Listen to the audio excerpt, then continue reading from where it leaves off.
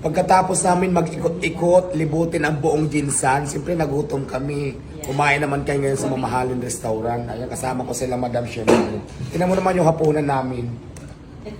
Wow! Ang giant alimango. Ayan, tapos meron kami mga isda. Ang mayaman muna ang atake ko ngayon kasi syempre sila Madam yung kasama ko. At minsan ko lang ito matitikman sa buhay ko. Dito si Diba dahil kay Madam, Fiscal.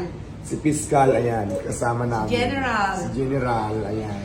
Yung administrator mo, kasama natin. Nandiyan ang Diyos. Ang sarap ng alimango. Ayan, dito may pala kumain sa Bustos Seafood Market dito sa Ginsan. Malapit lang sa Sagaisano Mall. Gusto niyong puntahan? Dito lang to sa Bustos Seafood Restaurants. Malapit lang sa Sagaisano Mall.